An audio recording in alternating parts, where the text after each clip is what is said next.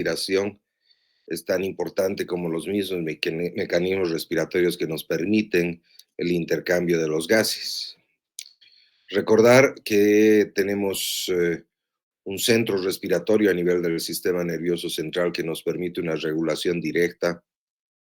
Existen controles periféricos a los cuales les llamamos quimiorreceptores y también existe alguna regulación específica que se da cuando estamos en condiciones de ejercicio.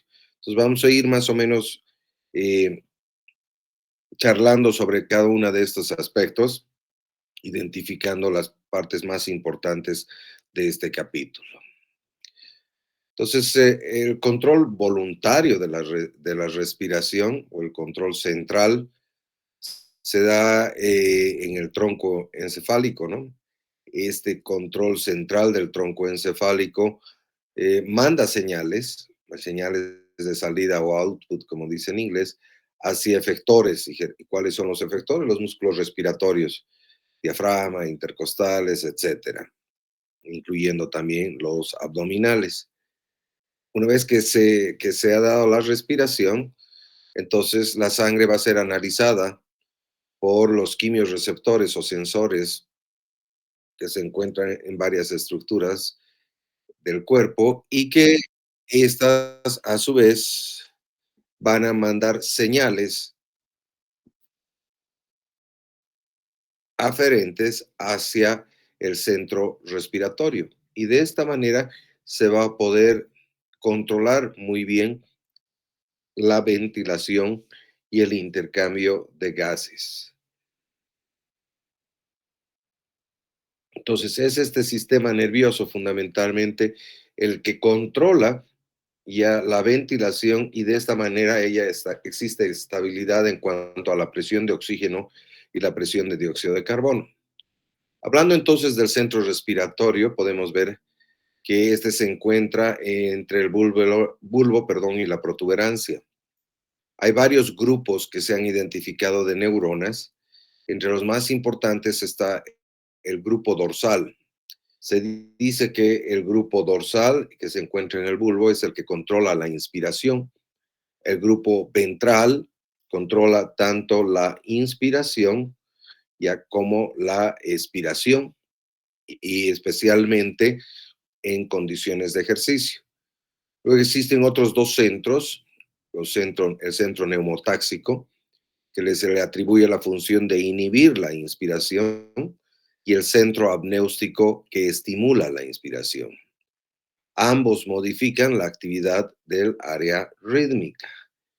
Entonces, estos centros son muy importantes, se localizan generalmente dentro del núcleo del fascículo solitario, ¿ya? Y tienen terminaciones sensitivas que van a ir a través del nervio vago y el nervio glosofaringio hacia receptores periféricos.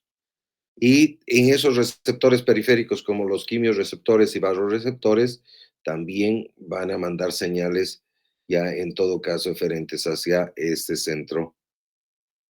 Eh, la descarga inspiratoria, más que todo, que es la más importante, está dada por ese grupo dorsal, que va a emitir salvas repetidas de potenciales de acción inspiratorias. Esta, a su vez, va a excitar otros grupos neuronales, incluyendo el ventral y los otros más, y que, bueno, va a iniciar, digamos, la respiración. Si vemos este esquema, vemos que el primer grupo descrito, el grupo dorsal, es el que está y es el más importante, y es el que manda las señales directas hacia el diafragma, manda las señales hacia los músculos intercostales y que recibe señales de los quimiorreceptores para afinar la ventilación. A su vez manda señales también al grupo ventral. Y este grupo ventral se le atribuye más esa función de activar aquellos músculos accesorios de la respiración. En caso de ejercicio, por ejemplo, cuando necesitamos inspiración y expiración ya activas, no solamente una inspiración activa y una expiración pasiva. A su vez vemos de que también existe una señal negativa que lleva al grupo dorsal del grupo neumotáxico. Es así que por eso es que este grupo neumotáxico se le atribuye que controla la frecuencia respiratoria y el patrón respiratorio porque inhibe al grupo dorsal. O sea, se inicia la respiración y este es el que va a dar, digamos, el final de esta inspiración. Y a la izquierda podemos ver el grupo apnéustico, ¿no? Este grupo apnéustico puede tener en condiciones de ejercicio, por ejemplo, una función mayor de estimulación, ¿no? Y del grupo dorsal y del grupo ventral. Hablemos de la rampa inspiratoria. La rampa inspiratoria comienza débilmente y crece en forma rápida, ya formando esta rampa que podemos ver. En cuestión de 2 segundos se va a dar la inspiración y luego cesa abruptamente. Ese momento en que cesa abruptamente se le llama el punto de inactivación. Y a partir de ahí se van a dar otros 3 segundos, que generalmente se viene la expiración y que es en forma pasiva. Entonces, ¿cómo se controla la rampa?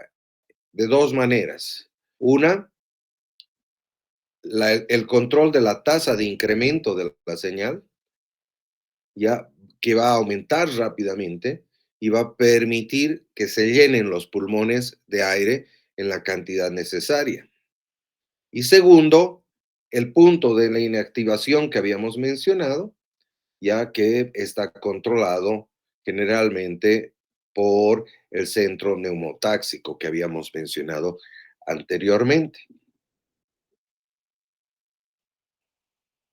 Esta área neumotáxica se ubica en la parte superior de la protuberancia. Su función es limitar la inspiración, transmitiendo impulsos inhibidores continuos y desconecta el área inspiratoria antes de que entre demasiado aire a los pulmones. Cuando el área neumotáxica es más activa, entonces la velocidad respiratoria es mayor. Entonces la rampa es más corta, por tanto la frecuencia respiratoria aumenta. O sea que indirectamente al controlar la inspiración, también estaría controlando la frecuencia respiratoria en las personas. El área rítmica ya también atribuible hacia el grupo respiratorio ventral, funciona para el control de la respiración y para la expiración. Este se encuentra por delante del grupo respiratorio dorsal, muy cerca al núcleo ambiguo en la parte rostral y al núcleo retroambiguo en la parte caudal. ¿Qué función tiene? Varía mucho. Las neuronas del grupo respiratorio ventral permanecen inactivas durante la respiración normal, o sea que no tiene mayor efecto. No hay datos de que participen en la oscilación rítmica básica de la respiración tampoco. Si el impulso respiratorio ni requiere que se aumente la ventilación más de lo normal, entonces se ve que hay señales que propagan de las neuronas del grupo respiratorio ventral, ya que aporta con mayor impulso respiratorio. Entonces, de alguna manera, este grupo respiratorio ventral contribuye fundamentalmente cuando se requiere una mayor ventilación en el caso del ejercicio o en el caso, digamos, de que tuviéramos algún proceso infeccioso respiratorio y necesitemos ventilar de mejor manera. La estimulación eléctrica de algunas neuronas van a condicionar la inspiración y la estimulación eléctrica de otras condiciona la expiración y manda señales muy poderosas que van a los músculos abdominales fundamentalmente, ¿ya? Y de esto creando cambios en cuanto al tiempo también de la expiración o de la inspiración. El centro apnéustico, probablemente ubicado en la parte inferior de la protuberancia, ¿ya? Y que su función solo se puede demostrar cuando se seccionan los nervios vagos que van desde el bulbo y cuando la conexión con el centro neumotáxico ha sido bloqueada. O sea que en forma indirecta se puede ubicar a este grupo solamente realizando estas dos secciones. Entonces se puede ver que envía señales al grupo dorsal para retrasar la inactivación de la señal de la rampa. O sea, ¿qué quiere decir? Que el punto de inactivación es postergado, ¿no? Y de esta manera propondría un tiempo inspiratorio mucho más prolongado y mayor ventilación o mayor ingreso de aire hacia los pulmones. Se dice que puede estar asociado ya con el grupo neumotáxico y también se le dice por eso a este centro apnéustico como que controla la profundidad de la respiración.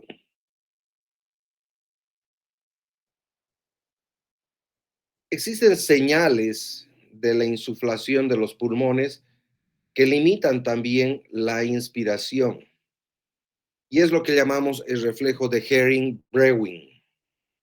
Un reflejo de Herring-Brewin generalmente está dado por los receptores de distensión. Esos receptores de distensión que se encuentran en la porción muscular de los bronquios y bronquiolos y que mandan una señal a través del nervio vago. Llegan al centro respiratorio dorsal, inactivando la rampa inspiratoria y detienen la inspiración. Por tanto, aumenta la frecuencia respiratoria. Este reflejo se activa cuando el volumen corriente ha sido sobrepasado los 1500 mililitros, o sea, 1,5 litros. Esto es importante también tener en cuenta, ya que de alguna manera podemos controlar entonces ese volumen tidal o ese volumen corriente a través de este reflejo. En términos generales, la intensidad de las señales del control respiratorio, tanto el aumento o la disminución, ya está de acuerdo a las necesidades, como en esta curva, donde vemos que si existe mayor producción de dióxido de carbono o se utiliza mayor cantidad de oxígeno, como en el caso del ejercicio, va a existir un aumento de la ventilación. Asimismo, si existe cambios del pH, cuando hay un pH ácido con mayor producción de hidrogeniones, también va a producir un aumento de la ventilación. Hablando ya del control químico de la respiración, vemos cómo el CO2 y los hidrogeniones y el oxígeno de alguna manera también pueden eh, regular esta ventilación. Existen lo que llamamos quimiorreceptores, tanto periféricos como centrales. Los periféricos, generalmente los cuerpos carotídeos, que se encuentran en la bifurcación de las arterias carótidas, responden a cambios tanto de PO2, PCO2 y pH. Y los cuerpos aórticos, encima o debajo del arco aórtico, que responden fundamentalmente a cambios de PO2. Y existen quimiorreceptores centrales en la superficie ventral del tronco encefálico que responden fundamentalmente a cambios de PCO2 y hidrogeniones, especialmente de la sangre arterial. Entonces, si existe un exceso de CO2 y de hidrogeniones, va a estimular al centro respiratorio y va a aumentar la fuerza de las señales, tanto en inspiración como expiración, en caso de una acidosis, por ejemplo. Si El oxígeno se ha visto que en estos periféricos no tiene un efecto directo, actúa más, o perdón, no tiene, en los centrales no actúa en forma directa. Más que todo se regula a través de los receptores periféricos. Entonces, este control químico es muy importante ya para el control de la respiración. Estos están dados, como vemos, ya por nervios que van a llevar señales después del análisis químico de la sangre que se van a dar tanto en cuerpos carotídeos, aórticos o a nivel central, que podemos ver en la imagen.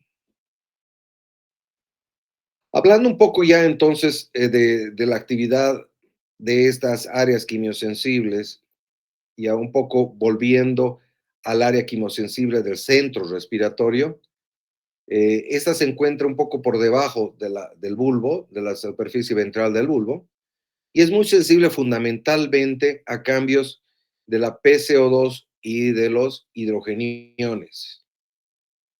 Este excita al centro respiratorio y probablemente ejerce un estímulo primario sobre esto, ¿ya? Y de esta manera aumenta la frecuencia respiratoria y la profundidad tal vez de la misma ventilación. Esta zona quimiosensible central es muy importante a cambio, o sea, reacciona a cambios de hidrogeniones. ¿Por qué? Porque normalmente los hidrogeniones no pasan libremente a través de la barrera hematoencefálica, sino que estos hidrogeniones van a pasar cuando existe la intervención de la anhidrasa carbónica que va a formar bicarbonato primero, y este bicarbonato,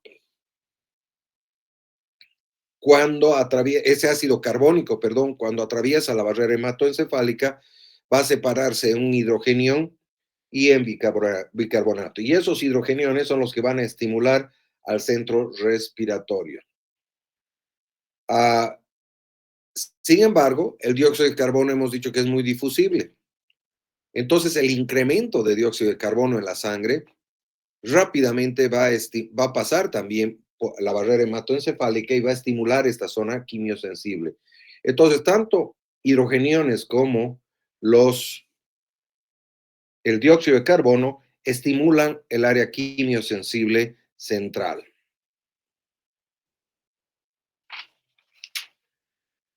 Por contrario, en los tejidos, ya, ya hablando más que todo en los tejidos cerebrales, existen muchos tejidos que no son, perdón, cerebrales, existen muchos amortiguadores que van a retrasar la respuesta del CO2 y de los hidrogeniones. Hay un efecto que vemos que se habla, el efecto estimulante del CO2 transcurrido los primeros 2 o 3 días. Se ha visto que si aumenta el CO2, ya al principio existe un efecto de ventilación intenso, aumenta la frecuencia respiratoria, ya como consecuencia del incremento de este, y que va a producir un aumento de la ventilación. Sin embargo, pasado los 2 o 3 días, va a haber un reajuste renal a ese aumento de hidrogeniones y que esa acidosis respiratoria que inicialmente se estaba dando, el cuerpo se va a acostumbrar y la estimulación cada vez va a ser menor.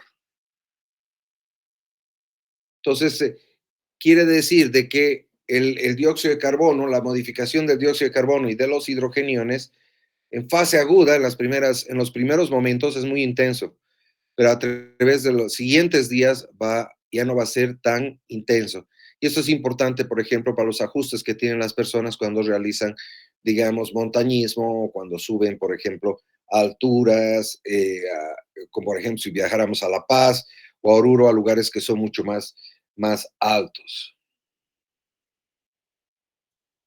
¿Qué características tienen los cuerpos carotídeos? Recordarles que tienen, ya hablando un poco de la fisiología de estos cuerpos periféricos que regulan, tienen un alto flujo sanguíneo, lo cual permite gran llegada de sangre, tiene un alto consumo de oxígeno, lo cual le permite medir el oxígeno que está llegando y tiene muy poca diferencia arteriovenosa en un extremo arterial y venoso capilar, lo cual les permite censar si existen cambios importantes en cuanto a la concentración fundamentalmente de oxígeno.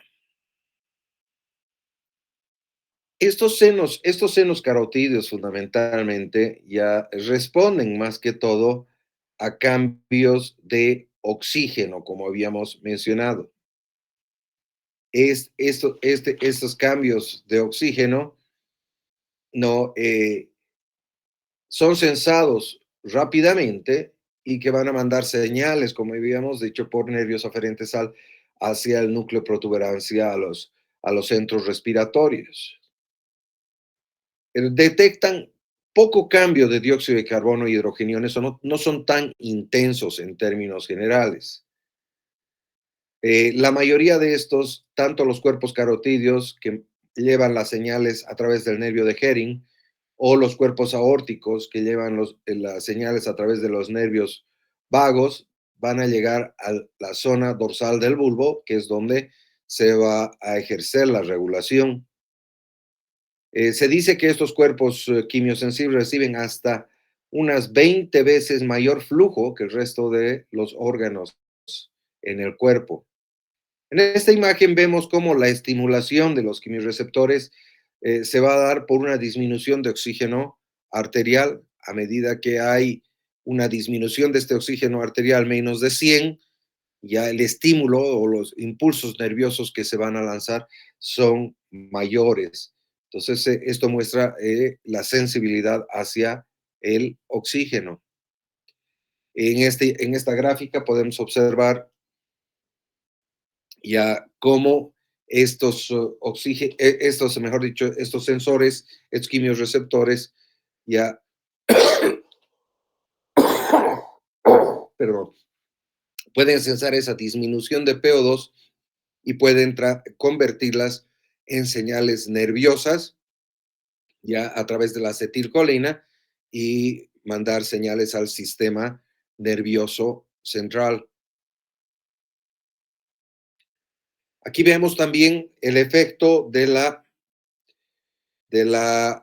PO2 arterial sobre la ventilación alveolar, ¿sí? Existen varios mecanismos básicos que se describen ya que estimulan los quimiorreceptores por déficit de oxígeno. Esas células glómicas que habíamos mencionado ya tienen sinapsis directas e indirectas con acciones nerviosos. Ya, sin embargo, se sugiere que son las propias terminaciones nerviosas las que también pueden ser de alguna manera sensibles o a estos cambios de estas células glómicas.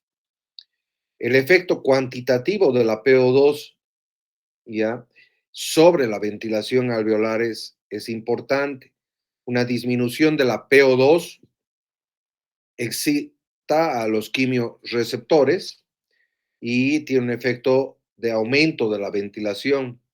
En cambio, la CO2 y la disminución de CO2 e hidrogeniones, como habíamos mencionado, estimula el centro respiratorio y en todo caso va a disminuir la ventilación, contrarresta en parte a los efectos de la PO2. El efecto de disminución de la PO2 sobre la ventilación es mucho mayor, es mucho mayor. Eh, Cuando la concentración de CO2 e hidrogeniones está normal, ya a pesar de esto, va a aumentar la respiración.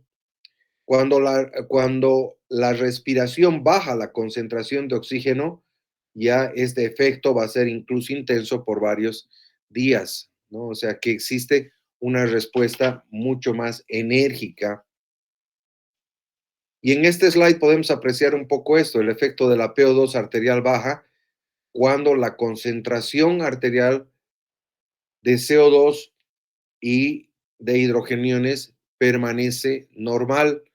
Podemos ver que el CO2 se encuentra en rango de 40, ¿no? Y que vemos que el cambio en la PO2 estimula la ventilación significativamente.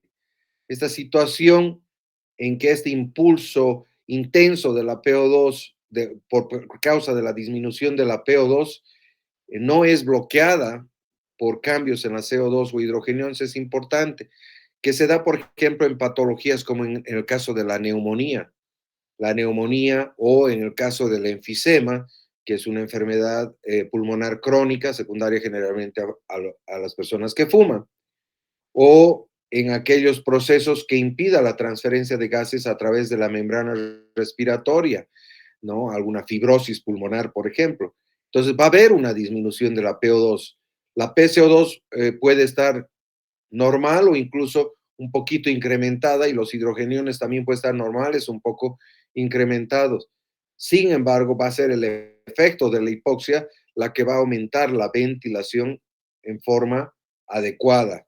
Si no existiría de esto, entonces la persona se moriría de hipoxia por falta de oxígeno. También con el ejercicio intenso en algunos casos ya podría darse que el impulso de la ventilación por disminución de la PO2, por el consumo en este caso, no porque no pueda captar, sino por un mayor consumo, también va a producir un aumento de la ventilación.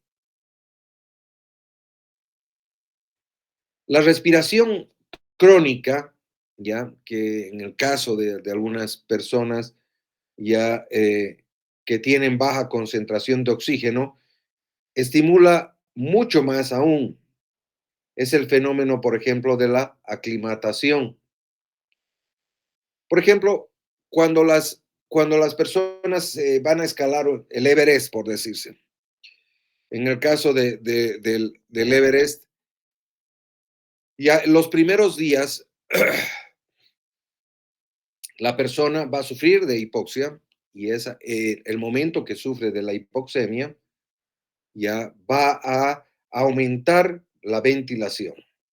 Ese aumento de la ventilación va a hacer que el dióxido de carbono disminuya progresivamente. ¿Ya? ¿Por qué? Porque va a aumentar la frecuencia respiratoria. Pero al cabo de 2 o 3 días, ya el centro respiratorio pierde esa sensibilidad a los cambios de CO2 y de los hidrogeniones. Entonces, la frecuencia respiratoria se vuelve a ajustar a la normalidad. Entonces, el escalador sube al siguiente campamento, porque van por etapas, si se acuerdan, por ejemplo, subir al Everest, por ejemplo, creo que son 5 o 6 etapas. Sube al siguiente campamento, que probablemente sea unos 500 o 1000 metros por encima, y lo mismo, aumenta otra vez la ventilación, aumenta la frecuencia respiratoria como consecuencia de la falta de oxígeno. Pero al cabo de 2 o 3 días que se quedan en ese campamento, otra vez se ajusta la ventilación y la frecuencia respiratoria baja. Esto es muy importante porque ese es el fenómeno que llamamos de aclimatación, ¿sí? En esto participan también los riñones, que van a ir aumentando bicarbonato como consecuencia de este aumento de CO2 en el caso de una acidosis, y ahí el paciente va a ir adaptando progresivamente. Entonces vemos que hay respuestas integradas, ya que no es el centro respiratorio no solo funciona al cambio, como hemos visto, del dióxido de carbono o al cambio del oxígeno o al cambio de los hidrogeniones, sino que son respuestas integradas ya que se van a dar a los tres. Y esta curva trata, que es un poquito compleja, pero trata de resumir eso como vemos con las PO2 relativamente normales y una PCO2 alrededor de 40 y un pH adecuado, entonces la ventilación se pone constante.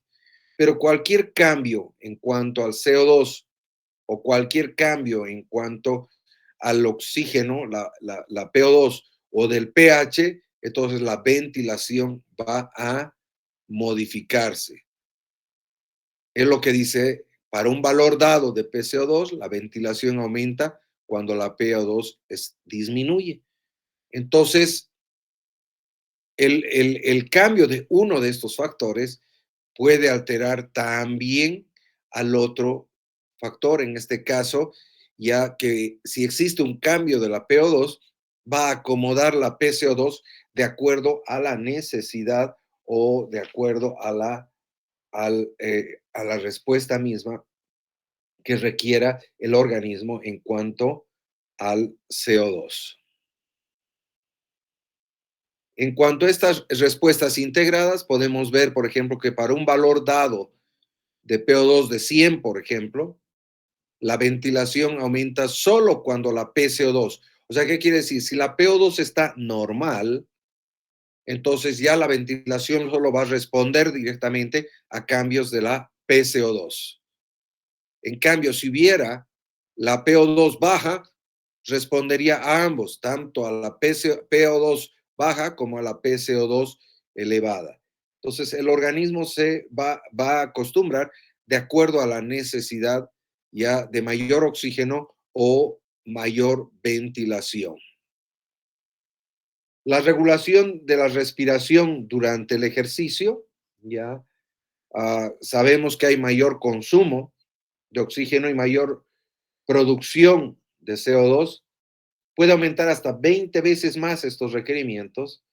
Ya, sin embargo, el deportista va aumentando la ventilación alveolar proporcionalmente de acuerdo al metabolismo.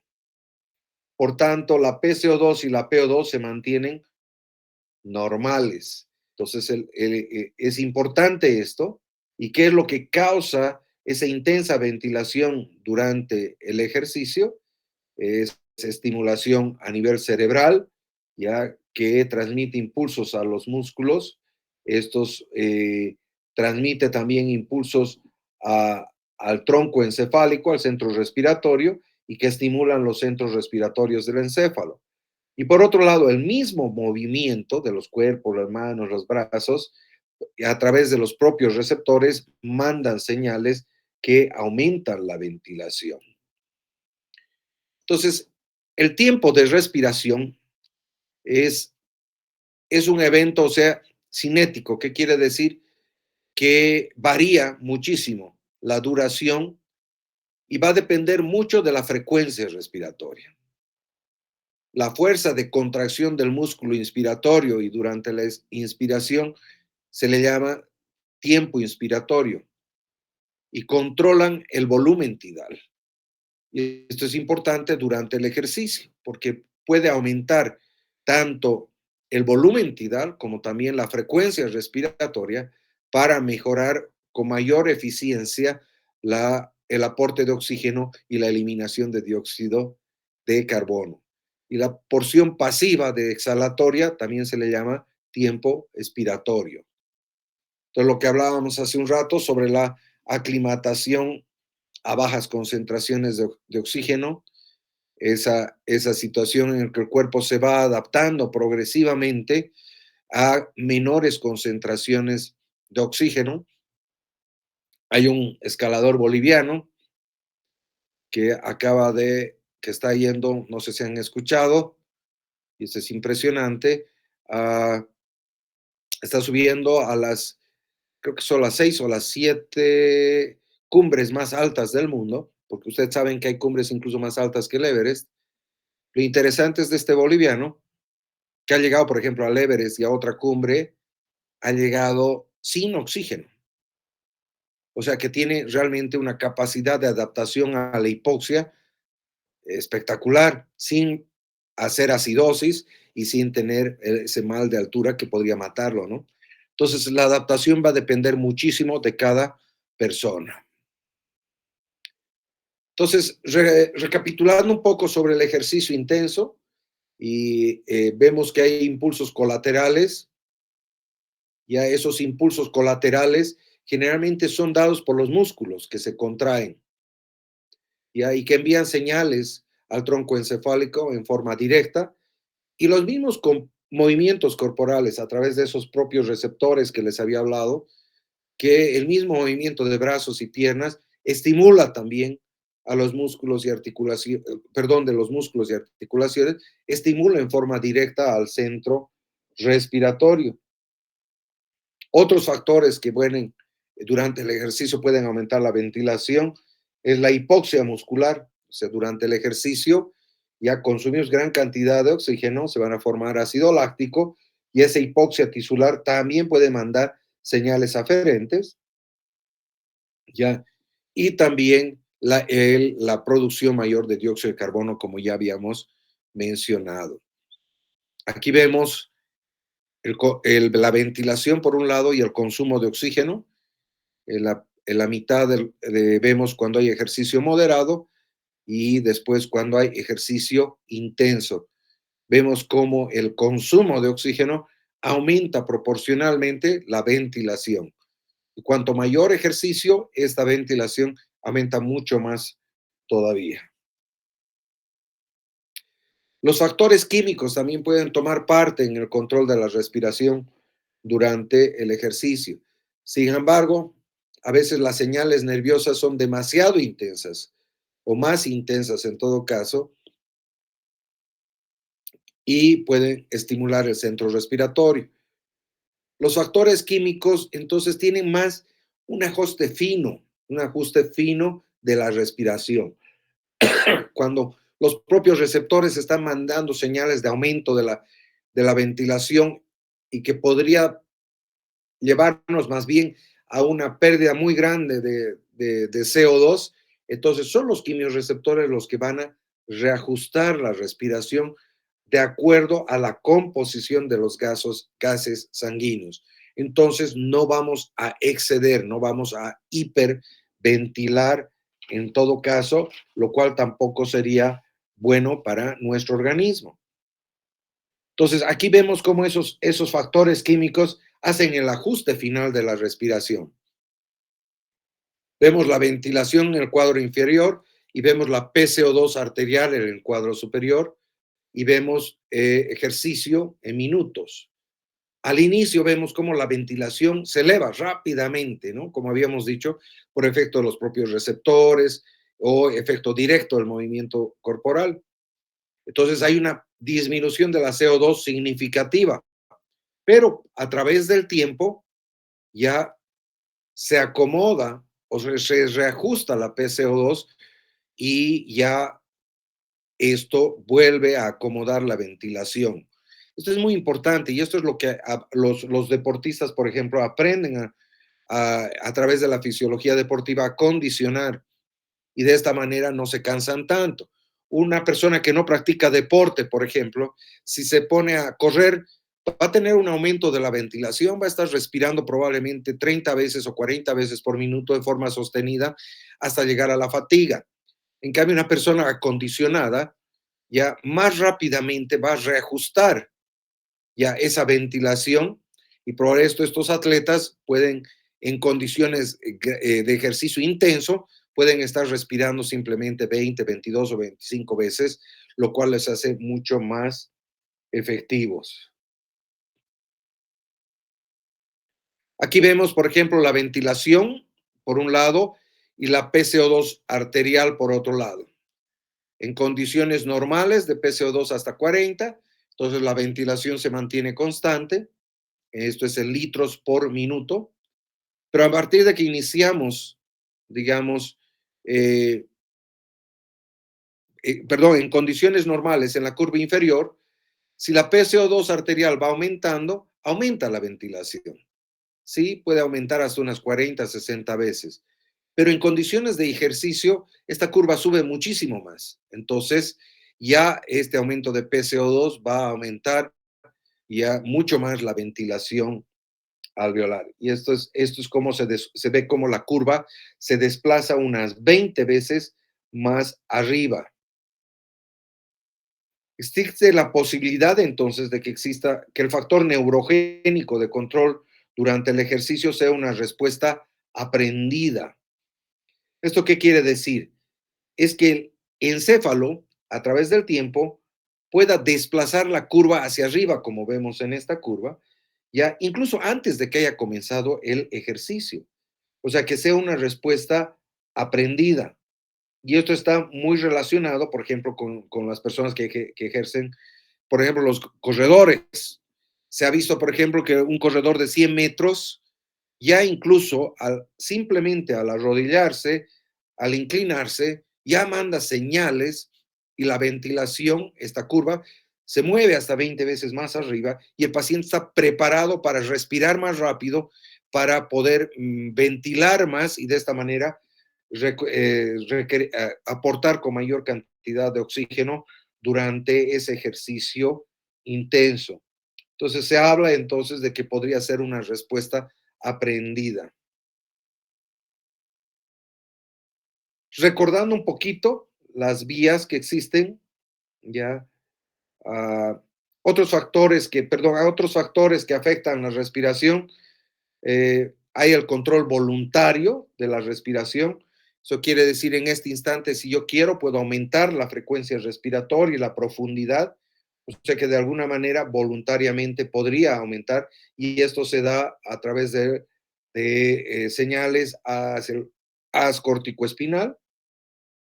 Hay efecto de los receptores a irritantes, que vamos a hablar un poco más después. Las vías ascendentes, para recordar, eh, las vías generalmente ramas del simpático, del nervio vago y del glosofaringio. Y las vías descendentes generalmente son axones de las neuronas del núcleo del fascículo solitario, que se dirigen a las motoneuronas del nervio frénico, y las del núcleo retroambiguo, que mandan neuronas hacia los músculos accesorios de la respiración. Entonces, habíamos dicho que existen otro tipo de receptores importantes en nuestros pulmones. Algunos de ellos, por ejemplo, responden a irritantes de las vías respiratorias y son los que producen los reflejos de tos, estornudo, ¿no? Y también podrían provocar la broncoconstricción en los casos de existir, por ejemplo, en el asma. Existen otros receptores como los receptores J pulmonares o estos receptores de estiramiento pulmonar que responden a la distensión de los pulmones. Entonces, esto aumenta el tiempo expiratorio y disminuye la frecuencia. Hay otros receptores que tienen una respuesta lenta, o SAR, en el músculo liso generalmente, que aumentan también el tiempo expiratorio y por tanto disminuyen la frecuencia respiratoria. Es el reflejo de Hering-Breuer o inspiration off, que le llaman, o sea que disminuye la inspiración. Estos están cerca a los mecanorreceptores o también se lo ve que se deben a los quimiorreceptores. Esos receptores rápidos se encuentran generalmente en las células epiteliales y producen ya un aumento de la frecuencia respiratoria. Es lo que llaman el reflejo de deflación o inspiration on, o sea que en todo caso aumentan. También se debe a la presencia de estímulos de los mecanorreceptores y los quimiorreceptores, o sea que de alguna manera la expansión del pulmón también afecta o puede mandar señales a nivel del sistema nervioso central. Les había mencionado de los receptores J pulmonares. Se encuentran en las paredes alveolares más que todo, junto a los capilares pulmonares. Estimulan cuando los capilares están ingurgitados, cuando hay demasiada sangre en estos capilares, o por ejemplo cuando hay edema pulmonar. Entonces, este estímulo va a producir ese síntoma que conocemos como disnea o apnea, por ejemplo, en el caso de una insuficiencia cardíaca congestiva, donde hay aumento de sangre en estos capilares, va a producir un aumento de la ventilación o respiración. El edema cerebral, por ejemplo, también puede deprimir el centro respiratorio, incluso inactivarlo. El edema cerebral agudo, por ejemplo, en casos de trauma o hipertensión endocrinana, ya pueden deprimir el centro respiratorio. ¿Cómo afecta la anestesia, por ejemplo? La anestesia va a deprimir en forma directa al centro respiratorio y por tanto podría disminuir la respiración, incluso podría causar un paro respiratorio, ¿sí? Los irritantes, como habíamos mencionado, responden a polutantes como polvo, etcétera, y a temperaturas, cambios de temperatura. Hay personas que reaccionan en clima frío, como ahora, por ejemplo, personas con asma que durante la noche pueden tener espasmo bronquial. Estas células epiteliales que se encuentran en las vías respiratorias, fundamentalmente en los bronquios bronquiolos, realizan una broncoconstricción y el paciente tiene sibilancias correspondientes a un asma o un síndrome de hiperreactividad bronquial. En las vías superiores responden a estímulos mecánicos y químicos, ¿no? Por ejemplo, si hay algún polutante con moléculas grandes que está ingresando a nuestro sistema respiratorio, entonces estas vías superiores reaccionan y van a responder con estímulos como por ejemplo la tos, el estornudo, que van a tratar de expulsar estos polutantes.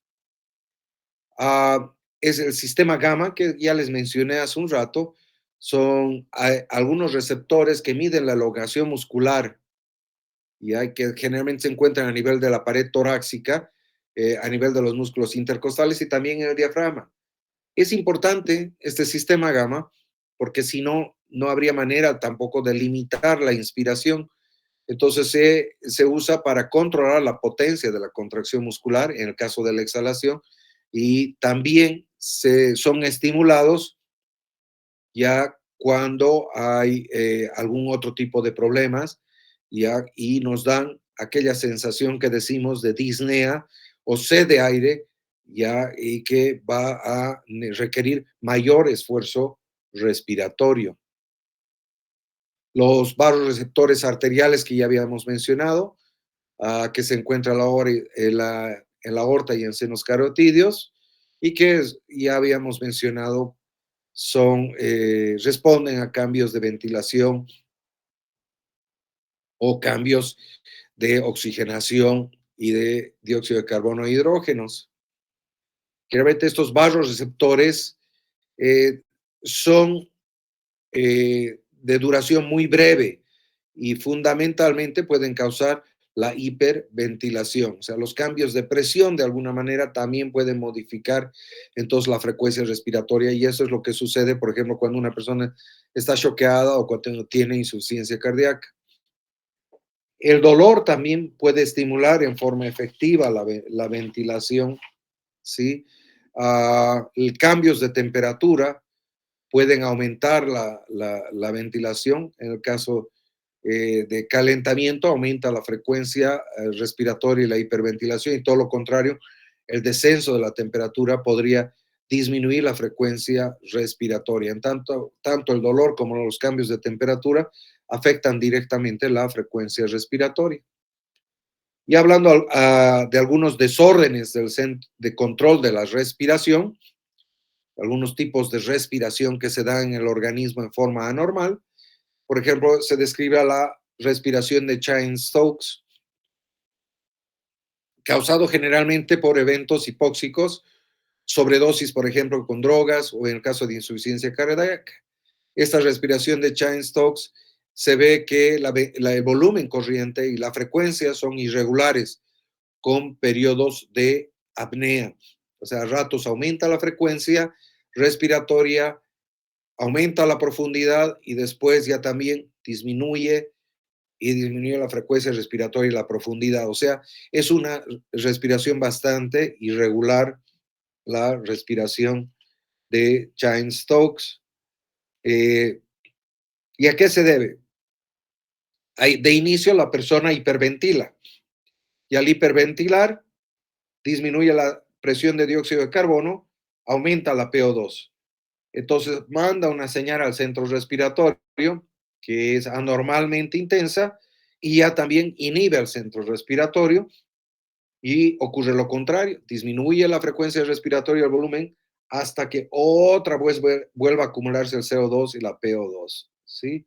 Entonces, este es un mecanismo que está de una amortiguación exagerada en todo caso, ¿ya? Y esto se debe a que existe un retraso en el transporte de sangre, generalmente de pulmón a los cerebros, eso es cuando puede haber una insuficiencia cardíaca, o la ganancia de retroacción negativa en las zonas sensibles del centro respiratorio ya están de alguna manera alteradas, como por ejemplo si hubiera una lesión cerebral.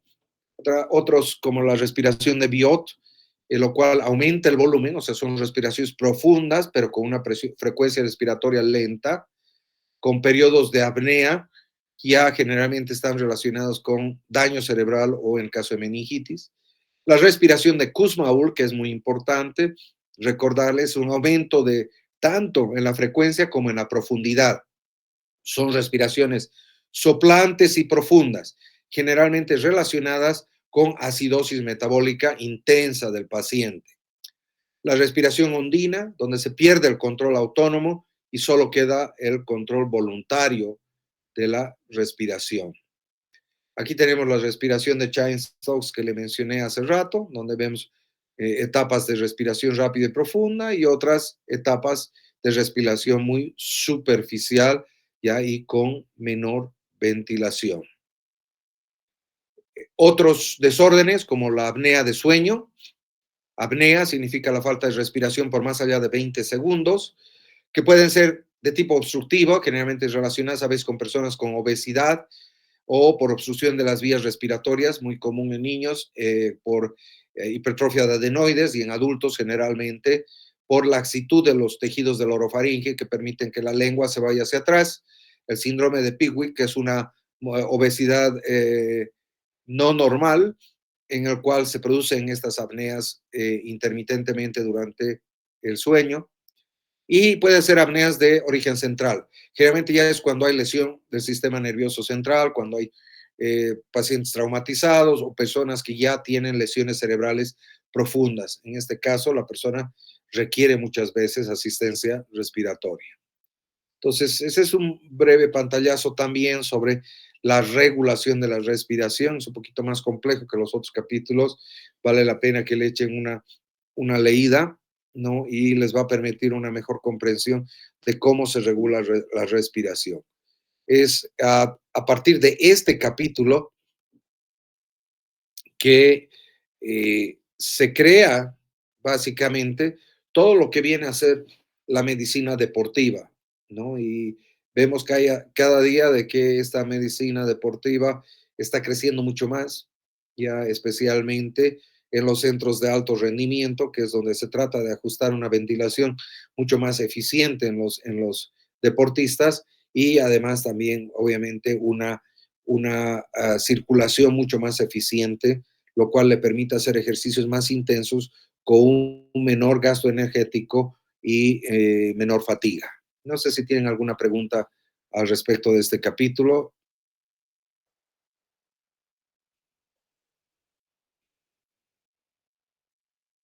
Doctor, buenos Sí, días. Andrés, escucho. Tal vez no es tanto del capítulo, pero sí está es relacionado con la fase de ya fallecimiento del paciente. Empieza a alterar, alguna alteración en la respiración también. Es una curiosidad. Es en la fase de fallecimiento. A ver, hay una respiración, hay un, hay un reflejo que se llama quejido expiratorio, que es una buena pregunta. Las personas que tienen insuficiencia respiratoria aguda, muy severa, por ejemplo, ya utilizan todos sus mecanismos compensatorios, taquicardia, taquimnea, desplazamiento de la curva de disociación, aumento de la ventilación, etcétera. Pero llega un momento y ya comienza la fatiga. Antes de que se inicie la fatiga, los pacientes comienzan a tener una respiración que se le llama quejido expiratorio. Parece como si se estuviera quejando. Entonces parecería que le doliera algo. Una persona que no reconoce el quejido respiratorio podría erróneamente darle un analgésico y más bien inhibir este reflejo y la persona se muere. Este quejido expiratorio es el último mecanismo compensatorio que se da, en el cual el paciente cierra la glotis durante la expiración. O sea, el momento de exhalar, cierra la glotis, crea una presión positiva. Si se acuerdan, nosotros respiramos con presión negativa. Entonces sube la curva ya de la presión intraalveolar y esta presión positiva hace que reclute mayor cantidad de alveolos. Entonces, si se acuerdan en el capítulo, hemos hablado de la relación ventilación-perfusión.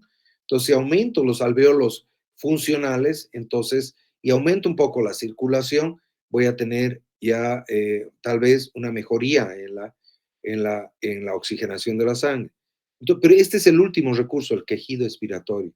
Cuando la persona presenta esto, les está diciendo a gritos de que cualquier momento se va a fatigar y va a tener un paro respiratorio que obviamente va a condicionar un paro cardiorrespiratorio. Entonces, acuérdense un poco del quejido expiratorio y que sería un reflejo y una respiración, digamos, desesperada ya del paciente para tratar de compensar antes de fallecer. Eso es lo que te podría decir en cuanto, digamos, una señal de que el paciente puede morir. Obviamente hay pacientes como los bebés, por ejemplo, que pueden rápidamente de estar respirando normal, pueden hacer una apnea profunda o una apnea y no recuperar, ¿no? Una apnea con bradicardia profundas o incluso con paro cardíaco. Los niños tienen el tono vagal aumentado, los bebés hasta el año de vida, las señales vagales son mucho, el parasimpático actúa mucho más intensamente que el simpático. Entonces, digamos, si le hago una punción lumbar o le pongo una sonda nasogástrica o le estimulo la orofaringe, podría causar ya un reflejo vagal y como consecuencia de ello disminuir la frecuencia respiratoria y disminuir la frecuencia cardíaca. Es digamos, otro reflejo que varía un poco en los niños. Sería interesante que hubiera en el libro un poco sobre la fisiología respiratoria pediátrica, que no es lo mismo que la fisiología respiratoria del adulto. Tiene muchas cosas en común, pero hay muchas diferencias. No sé si tienen alguna otra pregunta. Muchas gracias, doctor. Bueno, si no hay más preguntas, les agradezco mucho por su presencia. Han tenido el examen la anterior semana. He visto que la curva de aprobación no está mal.